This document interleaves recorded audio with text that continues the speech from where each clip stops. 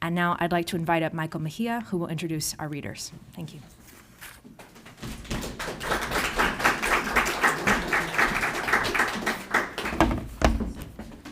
Hello.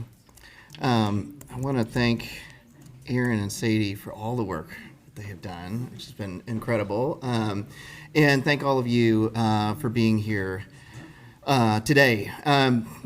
Just welcome again to this second event for the Borderlands Conference, reading by Carribean Fragoza and Fernando Flores. Again, my name is Michael Mejia. I'm the current director of the creative writing program here at the U. And thank you again for being here. So as I mentioned last night, this is the third iteration of the Borderlands Conference, an ongoing project conceived as an act of resistance and celebration through listening and dialogue, an opportunity to think and talk about the creative inspiration and knowledge we can gain from border and immigrant communities where cultures may meet not in conflict, but in confluence and communion. Carribean Fragoza is a fiction and nonfiction writer from South El Monte, California. Her collection of stories, Eat the Mouth That Feeds You, was published in 2021 by City Lights and was a finalist for a 2022 PEN Award. Her co-edited compilation of essays, East of East, The Making of Greater El Monte, was published by Rutgers University Press. She is the prose editor at Valleyesque magazine and creative nonfiction and poetry editor at Boom, California, a journal of UC Press. Fragoza is the founder and co-director of South El Monte Arts Posse, an interdisciplinary arts collective. She is a 2023 Whiting Literary Award recipient. The El Monte of Carribean Fragoza's Eat the Mouth That Feeds You is a magical place where almost anything seems possible within reason and not without a cost. The young women, young mothers, sisters of the neighborhood are tenacious and independent, savvy, and a little bit witchy. But they can't make it on their own, and it seems dangerous to try. To survive in a threatening world haunted by the violence of men, by rejection from the society beyond the last block, requires a family, a sisterhood in which daughters may become mothers, mothers more like sassy sisters, a child martyr, both an avenging angel and a needful baby doll, each woman potentially a surrogate to any other as necessary, a frame, as one narrator says, to show you what you may become or what you must avoid. Fernando A. Flores was born in Reynosa, Tamaulipas, Mexico, and grew up in South Texas.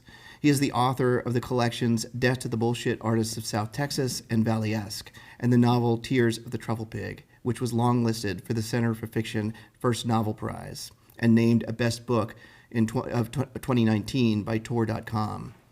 His fiction has appeared in the Los Angeles Review of Books Quarterly, American Short Fiction, Plowshares, Freeze, Porterhouse Review, and elsewhere. He lives in Austin, Texas. No one, I think, knows the borderlands like Fernando Flores. That is to say, we couldn't imagine a borderland like his without following him down any number of dark and winding roads that only he seems able to see, into a landscape pulsing with such an inviting and trippy energy that we're happy to surrender ourselves and say, yes, this could be us too.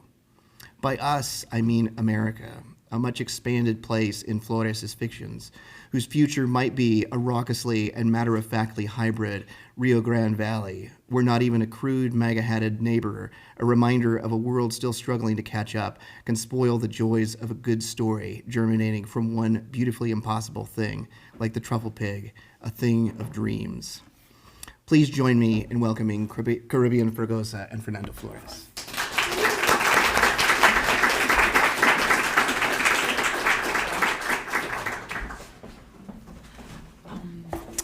Hi, everyone. It is such a pleasure and honor to be here. I feel very honored, and I've just had such a wonderful time here at Salt Lake City. It's my first time here, and I've just felt so grateful this whole time to Michael and to Sadie and Aaron and Kent and all of the grad students that have spent time with us here. I'm going to read from my collection of short stories. It's called Eat the Mouth That Feeds You. And I will read an excerpt from my short story called The Vicious Ladies. The Vicious Ladies is it's about a party crew, an all-girl, all-woman party crew.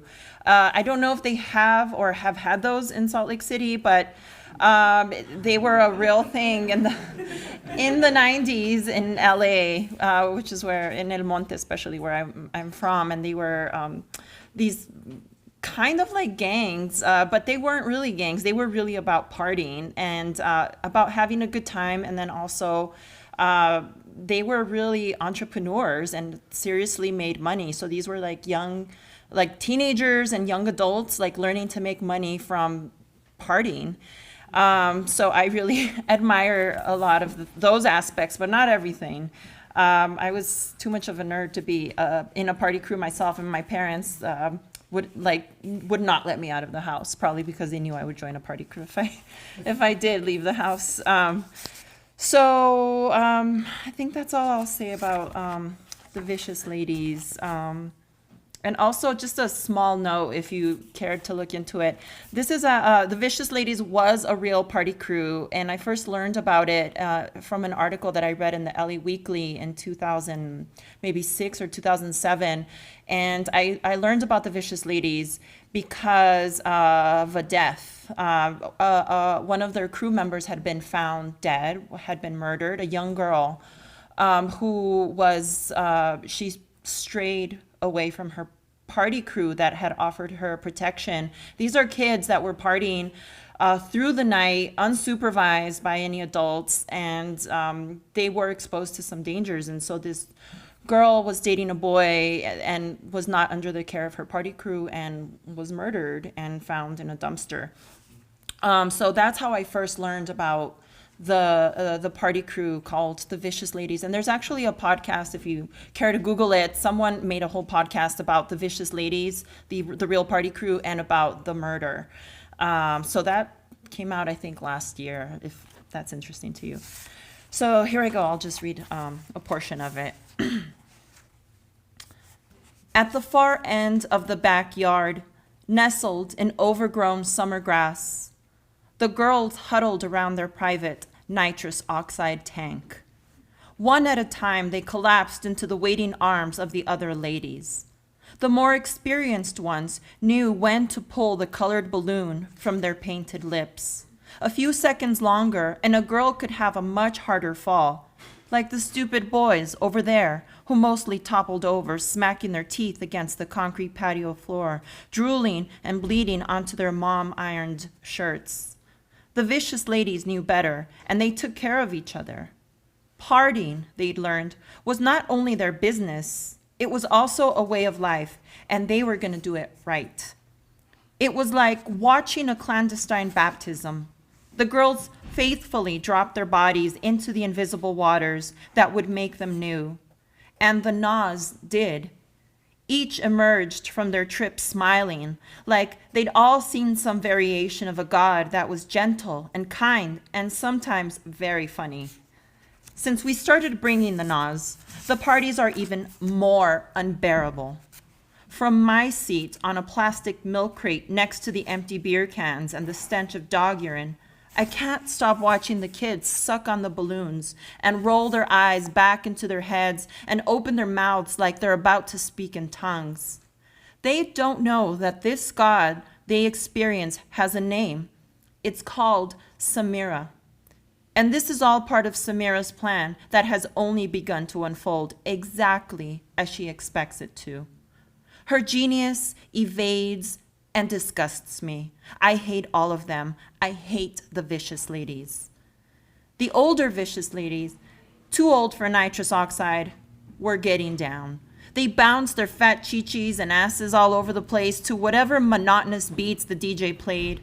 The homies mostly stood around, hugging their beers and looking for thongs through the Daisy Dukes. A few early drinkers waddled their way onto the dance floor and swayed in their oversized pants, circling the buoyant ladies as closely as they could. Their dumb, drunken smiles made me feel sorry for them. These guys had no clue what they were dealing with. One bad move and any of these ladies could disembowel them. No problem. Bunch of assholes. They paid money to party. After all, this was a Vicious Ladies party. And this is what I've come home to. The same old shit, except worse, older and shittier.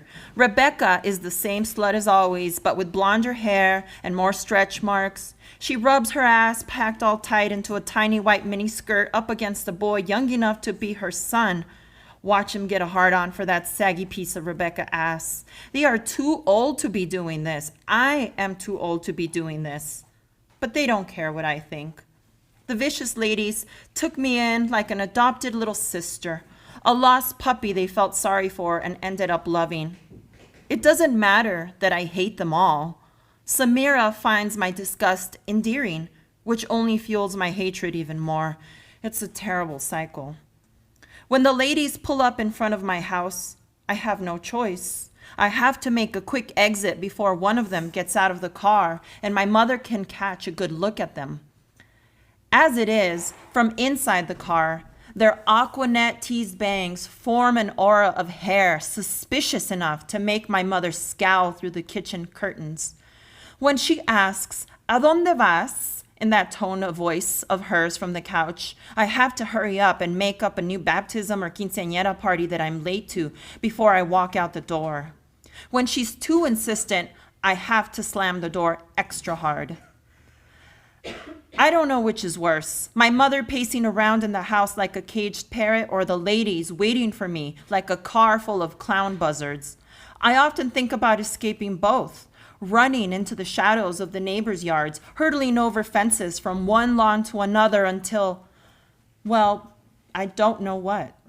That's part of the problem, I guess. I wouldn't know what I'd be running toward.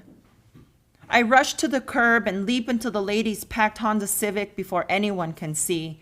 I make sure to slump low in the back seat before we peel away with a screech like we're a pile of witches in a hurry. Every time, I start out by convincing myself it might not be so bad. Lately, I have to try harder. Tonight I even dressed up, squeezed into a pair of tight jeans and a sexy tank top, gel slicked my hair into a shiny ponytail. When the DJ got going, I even tried dancing out there on the patio with all the other nalgonas. I try to feel the synthy rhythm in my blood, the thumping beats in my bones, fill my brain with flashing colored lights, cloud my eyes with fog. I wanted to forget about the balloon girls giggling in the grass. Only a month ago, this time, I was drinking pots of coffee and agonizing over all-nighter papers like my life depended on the defense of a thesis. So long as I was reading the books, the essays, and the articles, I knew what to do. Now, the objective was to stop thinking altogether and find the urge to move with a beat, to simply go with the flow because any hypothesis I could possibly come up with would be worthless. Defeat weighed on my entire being and made for bad dancing. I felt my limbs stiffen, fall out of sync with the music and everything around me. I stood paralyzed in the middle of the patio among a swarm of bobbing bodies in the froth of a fog machine cloud. I dragged myself out toward the street and perched my feet over the curb, staring down at the gutter. I needed a breath of air, a suggestion of black sky, something resembling peace. The trees cooled the rose bushes and mint leaves. Even shadows rested. I inhaled the sweet air when that familiar white town car with the tinted windows rolled silently from behind and stopped beside me. The engine's heat rose up my legs and car exhaust invaded my nostrils.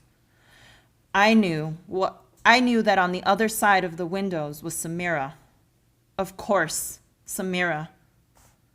"Where are you going, girl?" Her voice cut through the darkness.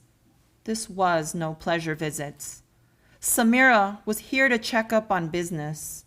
She stepped out of the car with jaguar-like grace, her smile radiating and her eyes shining like obsidian blades. "Why so lonely?" she said, leaning to kiss me, her gold hoop earring brushing against my cheek. I shrugged, staring at the asphalt to avoid her face. Sounds like it's bumping in there." I didn't answer. I could feel her inspecting me. "Come here, mija. I want to show you something, she said, leading me into the white leather cocoon of her car's back seats. A veritable office on wheels. She had an arrangement of notepads, calculators, colored pens, a stack of color-coded binders and clipboards covered in neatly columned spreadsheets. Pages and pages of numbers warbled off a language that I didn't understand but found oddly comforting.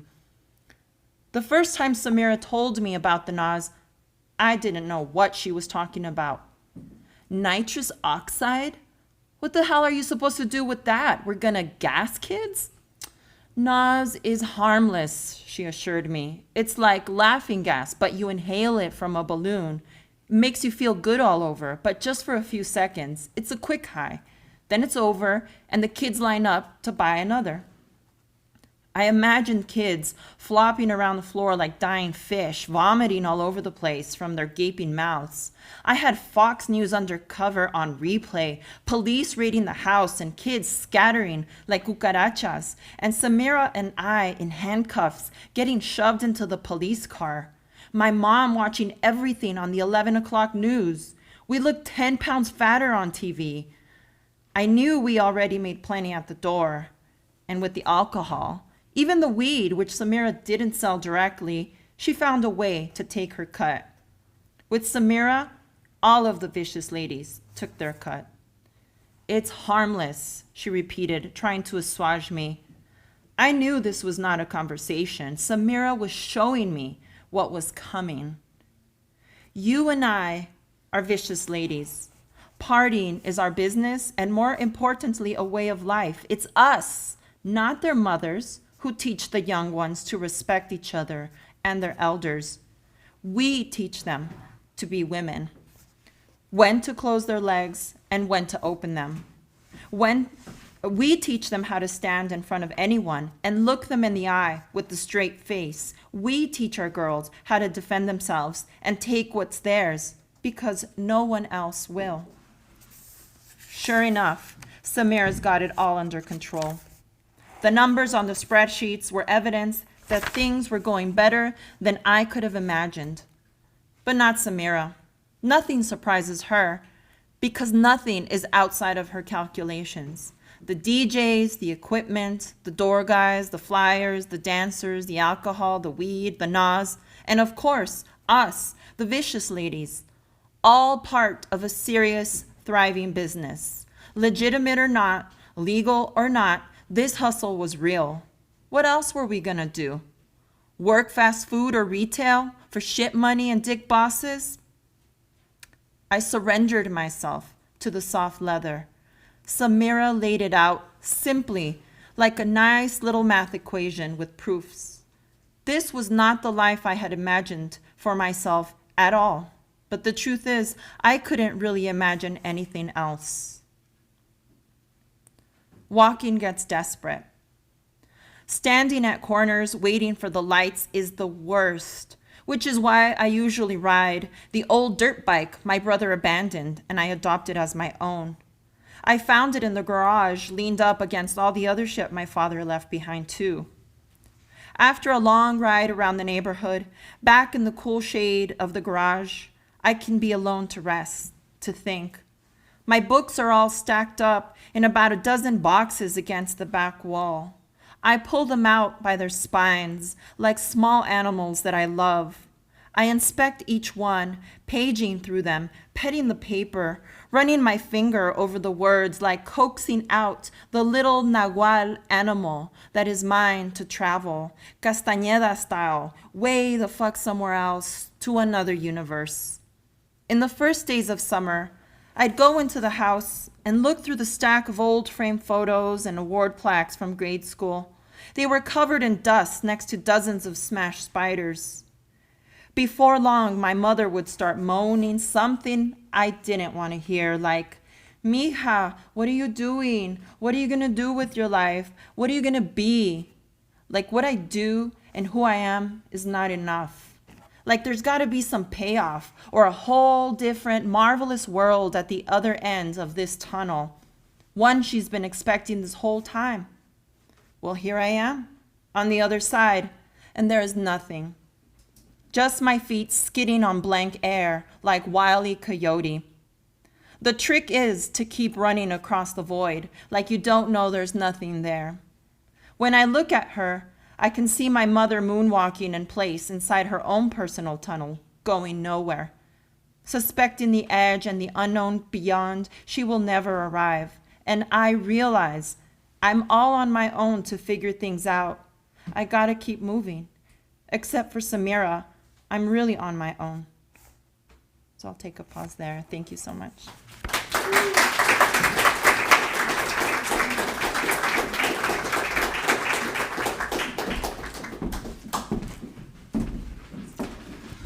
Hello, hello. Thank you so much, everyone, for having me here. What an honor to be here in Salt Lake City. My first time being here.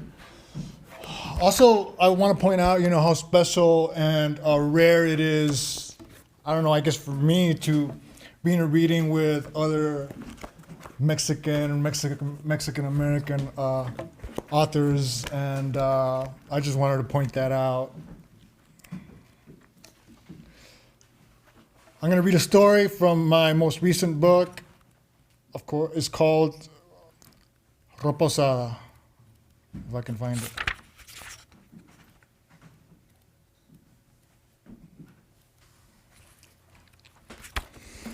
Reposada. Cassie knew she could make extra money selling vintage clothing on the internet. So in her first semester out of grad school, she drove to Chulas Frontera Reposada, down by the border in the Maquiladora district. The bouncer at the door weighed Cassie on a scale as a shoplifting precaution and handed her a ticket along with a map of the enormous warehouse.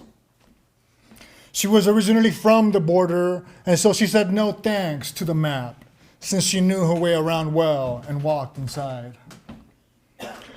There were hills of denim with polyester, wool, and old jeans compacted, forming different roads. Fans as tall as Cassie were blowing everywhere like electric windmills, creating a metallic cyclones that howled over the exclamations of people, mostly brown women like herself, but many with young children, picking through the used clothing. Cassie began sweating, and from the clothes on the ground, she felt steam rising, as if the ghosts trapped in the clothes were sweating too. She took a purple envelope out of her dress pocket just to make sure she hadn't forgotten, to make sure it was really there.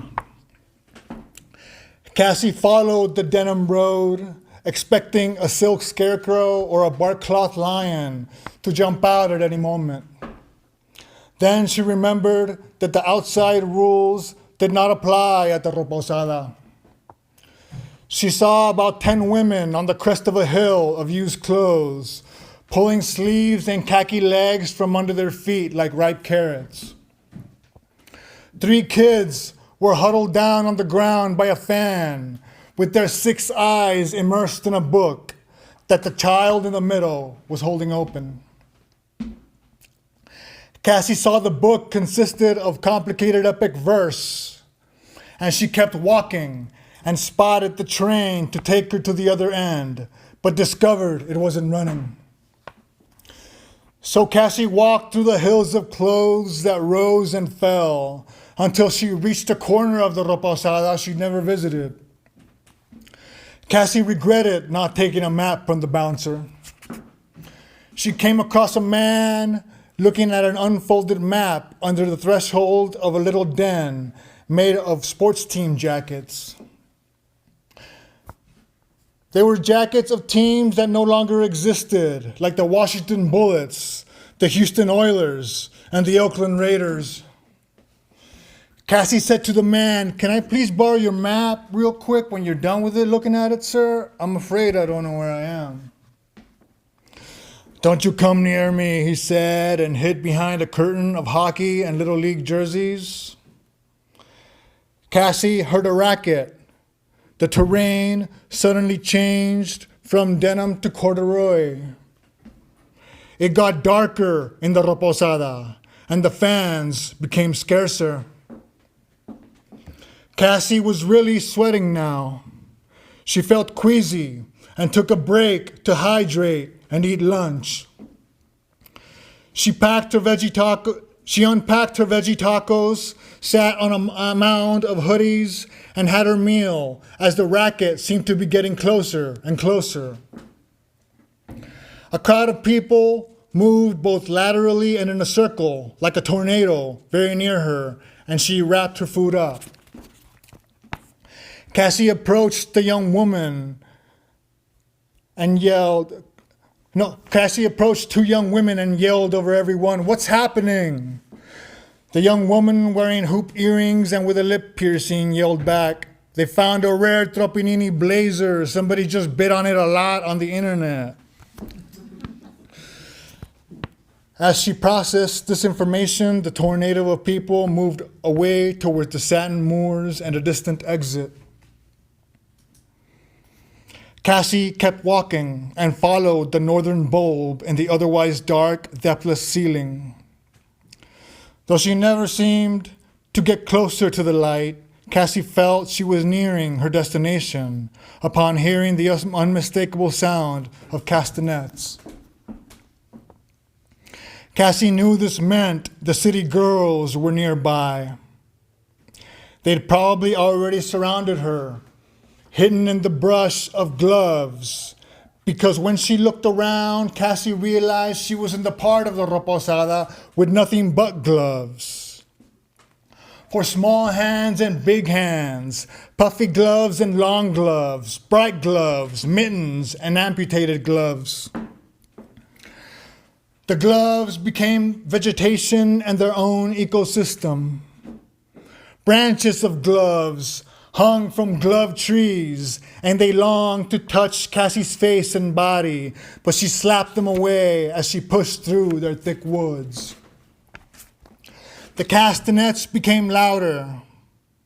Cassie reached a clearing of handkerchiefs, and a voice said, "Well, if it isn't our old friend Cassandra."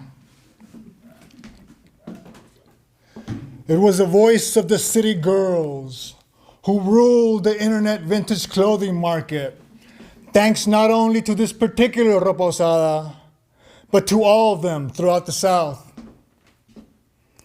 If you wanted to sell clothes on the internet without any trouble, there was a tribute to be paid to the city girls. Cassie had had a troublesome relationship with them in the past, and after she got into grad school, she swore she'd never deal with them again. It had been a while since Cassie had seen them. As they circled her, she remembered the most obvious thing about them, which was that the city girls looked like supermodels. Though their style was one Cassie felt was very conventional and capitalist, she couldn't help wanting to weep at their collective blinding beauty and fought to hold it together and stand her ground before them. "Did you bring what belongs to us?" the city girls asked. In that mechanical way they spoke, in unison, like a Greek chorus. Cassie pulled out the purple envelope she'd brought and said, "Count it. It's all there." The city girls were pleased at this and said, "No need. We trust you. Yet we also know you inwardly judge us. Because unlike other people who are just buying clothes here for their families, we are here to find the good stuff people throw away. We can tell the good hand stitching from the bad machine-made stuff. All the big cities thrive on the clothes we find here. And even though you aspire to be like us, you inwardly judge us. For shame. For shame," they whispered, then screamed, not in unison, but one by one. Parting from one another, the city girls wheeled through a lounge cart with a deep bowl and a silver platter.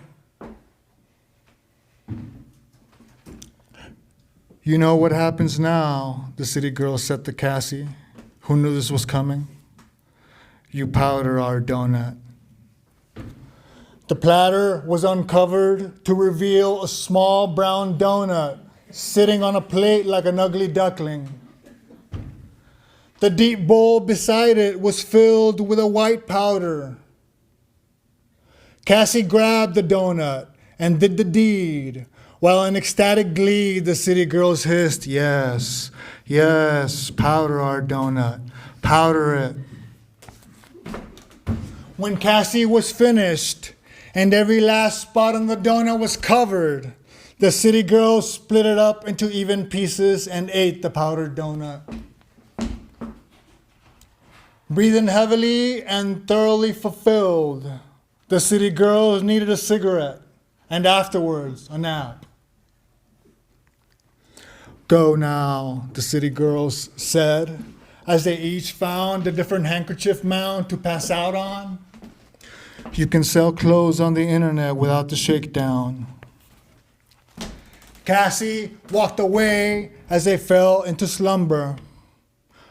For a moment, they looked harmless, as if, when surrounded by that wreckage of used clothing, the city girls weren't in charge of who ate and who starved in the vintage clothes selling racket. Cassie had lived in the city for over 10 years now, and she dwelled on the reasons why she'd never be made a city girl. Then, feeling she was taking a stance, told herself she would never become a city girl, even if given the opportunity. She lost track of time, heading in the vague direction of an exit, and everything around became flannel. Cassie tried to remember the clothing on her wish list for her internet store. Though the powdered donut incident had made her nauseated, hunger was overtaken Cassie once again. The distant chime of a bell resounded, and the thick humidity of the reposada became only thicker. Cassie could not remember when the last time was that she'd even seen a fan. The smoke was slight at first. Cassie wondered if it even was smoke. Then she saw the trash bin emitting white fire and white smoke, with meat unlike anything she'd ever seen roasting over it. Small houses made of broomsticks, parkas, and cheap coats lined both ends of a short road. A woman was ringing a bell that was hanging on a brick tower. Cassie had heard of the village in the reposada, but like everybody else had always known to stay away. Since she was wandering without a map, she stumbled upon it by accident, and Cassie walked right up to the woman ringing the bell. The woman had bandages around her eyes, and Cassie concluded she must be blind. The woman stopped pulling the rope that rang the bell and yelled, "Harold, your bride has arrived." Cassie looked around and could not see this bride the woman was referring to. "Excuse me," she said to the woman. From one of the little houses, the one made of suit jackets 3 stories high, came a tall man with shaggy hair that covered his eyes. Cassie couldn't tell if he also had his eyes bandaged, but he seemed to have no trouble finding his way around. "Is she the one?" Harold said, moving his head up and down, checking out Cassie. "Is she the one you gave your eyes for, Mother? Is she?" Laughter came from one of the parka houses, and across the street a couple were heard arguing while a child cried. Cassie shook her head, wanted to scream, "No!" and the flannel under her feet became unsteady, as if the clothes were beginning to slide in an avalanche. The wave of clothing was 50 feet away when she saw it. T-shirts of old bands and businesses, discarded quinceañera dresses, pearl snap shirts, denim in every form, jackets, polo shirts, school uniforms, scarves, boots, chanclas, high heels, ties, sneakers, Oxfords with worn soles in every size, long skirts, mini skirts, shawls, aprons, galoshes, tank tops, bathrobes, leather jackets, vests, belts, suspenders, ruffled blouses, tunics, hooded sweatshirts, earmuffs, all styles of hat, and every snarky saying ever printed on 60% polyester, 40% cotton came together like the earth had quaked from deep in its depths. Cassie was taken by the tsunami of clothes, as if the distant levee holding pallets and pallets of them had finally burst. She tumbled and nearly drowned many times, but managed to grab hold of a floating desk chair as the sea of clothes gurgled and shifted. Before her eyes flashed the reasons she'd come out here in the first place. Her debts and student loans, which had started being deducted automatically from her bank account every month, no matter what. As the clothes slowly came to a muddy halt, Cassie stood and dusted herself off. I'm alive, Cassie thought.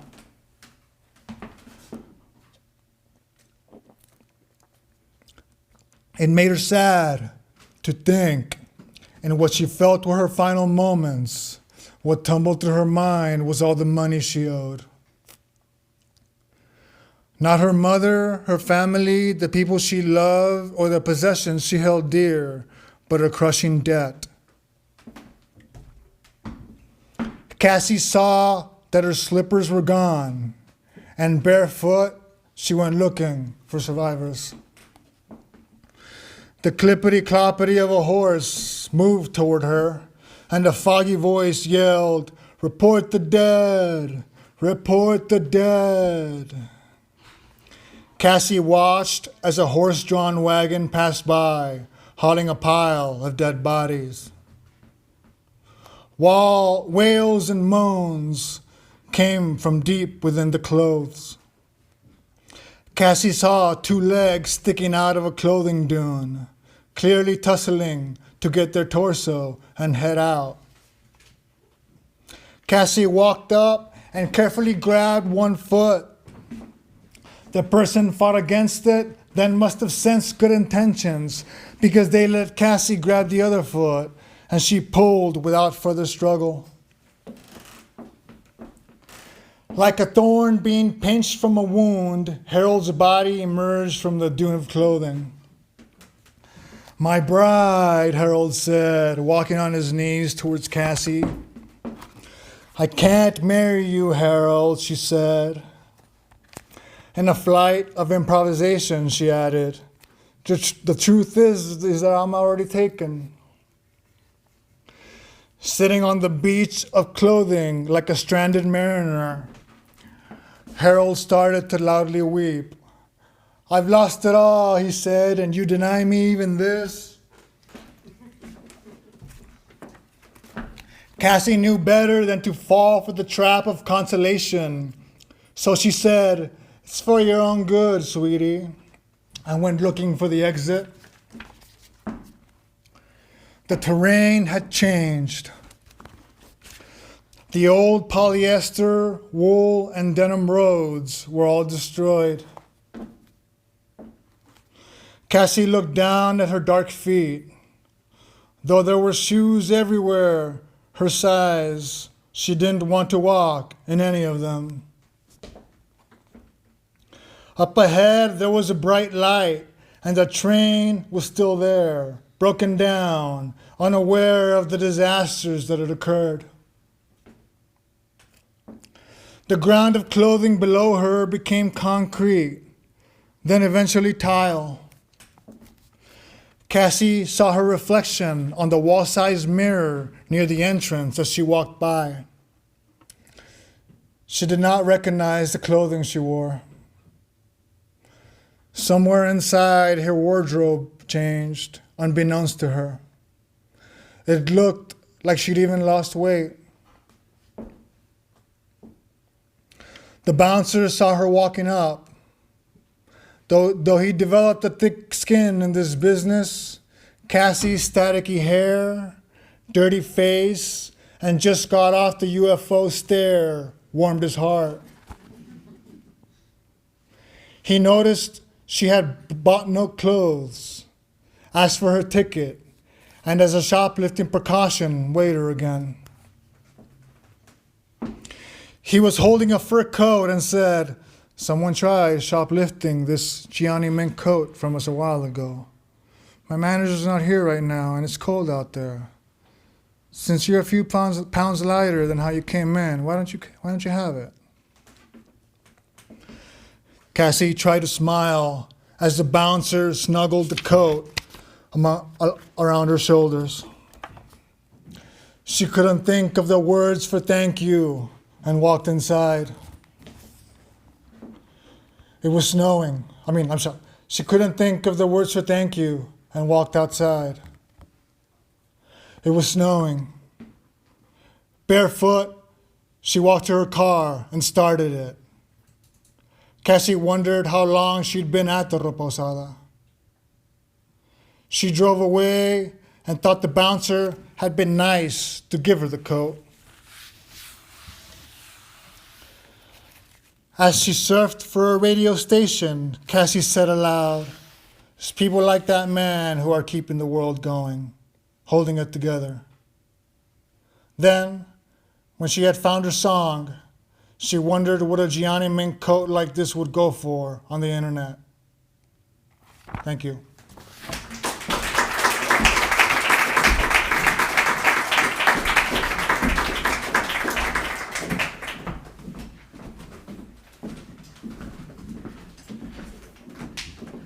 Okay, we have a few minutes for some Q&A for Carribean and Fernando. Then we'll take a quick break.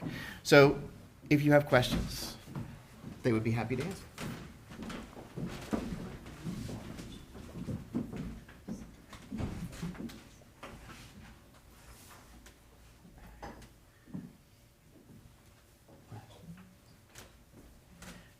I have a question.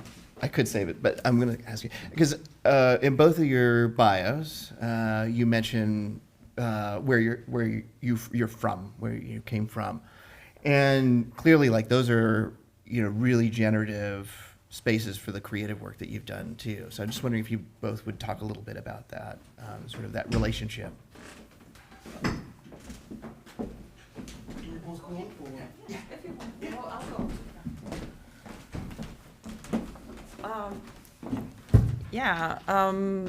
I'm from El Monte in the San Gabriel Valley, which is in LA County. And I write, I could say I write about El Monte, but the El Monte that I write about is not exactly the El Monte people know. It's familiar, but I kind of, I don't know, I think of it as like a space that I can, it's like there's multiple dimensions that exist within this space. So I see it as like a very layered place that is haunted. I think about the history of the place, for example, and I think of it as a layer that's constantly there, and it's like a whole dimension that coexists. And there's a lot of like ghost stories in the neighborhood, and there's like a whole history of violence, as many places in the Southwest and throughout the whole planet have experienced colonization and the violence because of it. And so we have like some real histories there that I feel like I'm constantly living in and experiencing. So I just feel like in writing about or writing through El Monte, there's like just different dimensions and different degrees that I can sort of write from. And some of them are closer to realism and to like an El Monte that people recognize, and some of them just kind of shoot off in a different dimension from there. I don't know if you wanted to jump in. I don't know. I don't know. I don't know how to answer anything like that. I never really think about. That story was the last one I wrote for the collection. And I had that first sentence of that story written for a long time.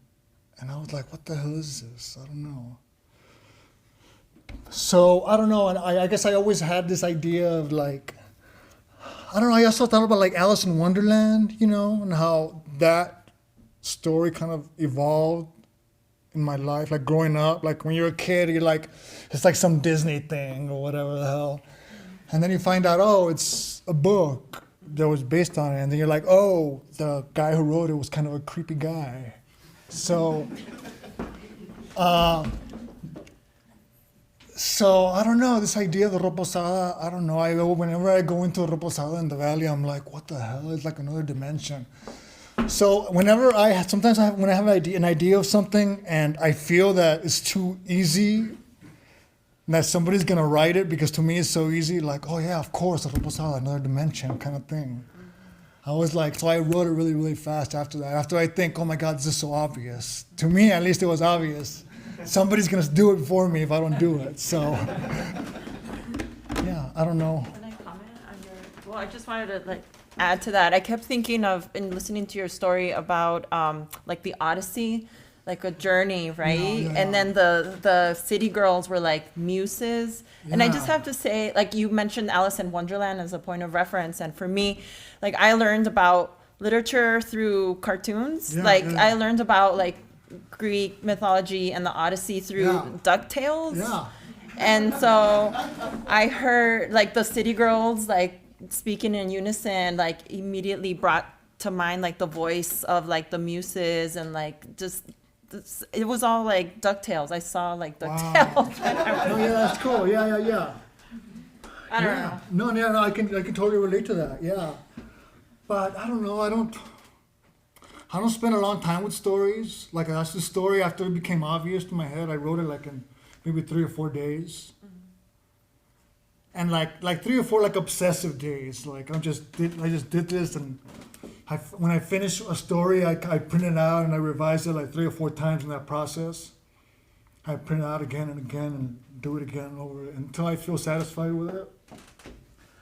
And that's pretty much the draft of the story. I don't know where it came from, or other than, yeah, so. Other